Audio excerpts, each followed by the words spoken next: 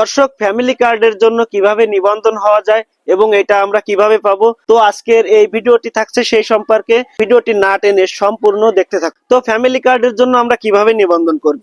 তারা বলছে যে ফ্যামিলি কার্ডের জন্য আপনার এলাকার স্থানীয় প্রতিনিধি, চেয়ারম্যান, মেম্বার, মেয়র, কাউন্সিলরের কার্যালয়ে গিয়ে আবেদন করতে হবে। এটা সাধারণত নিম্ন আয়ের পরিবারের লোকজনদের জন্য। ফ্যামিলি কার্ড নিবন্ধনের জন্য কোনো ফি দিতে হবে কিনা?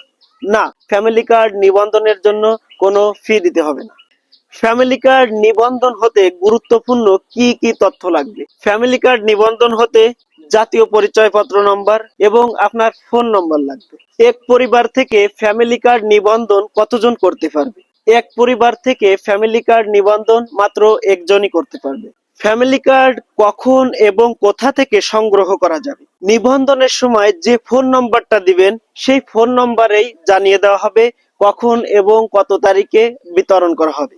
দর্শক, আমার যেটা মনে হচ্ছে এইটা তারা টিসিবির মতোই করবে। দর্শক, আপাতত এটা অনলাইনে করা যাচ্ছে না, তো আস্তে আস্তে তারা এটা অনলাইনের আওতায় নিয়ে চলে আসবে। আপাতত এটা তারা স্থানীয় প্রতিনিধিদের মাধ্যমেই বিতরণ করবে। সো এখন এই ফ্যামিলি কার্ড কোন এলাকাগুলো পাচ্ছে এইটা আমি আপনাদেরকে জানিয়ে দিচ্ছি। তারা বলছে যে প্রাথমিকভাবে এই ফ্যামিলি কার্ড পাবে বনানীর কড়াইল বস্তি, পাংশা, পতেঙ্গা, বাঞ্চা, রামপুর, এটা সম্ভবত ব্রাহ্মণবাড়িয়া হবে। তারপর হচ্ছে লামা, খালিশপুর, চরফ্যাশন, দিরাই, ভৈরব, তারপর হচ্ছে বগুড়া সদর, লালপুর, ঠাকুরগাঁও ও নবাবগঞ্জ।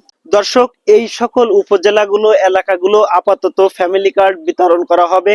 সো যখন দিবে বা পরবর্তীতে সারা বাংলাদেশে যখন দিবে তখন আমি অন্য আরেকটি ভিডিওর মাধ্যমে আপনাদেরকে জানিয়ে দিব।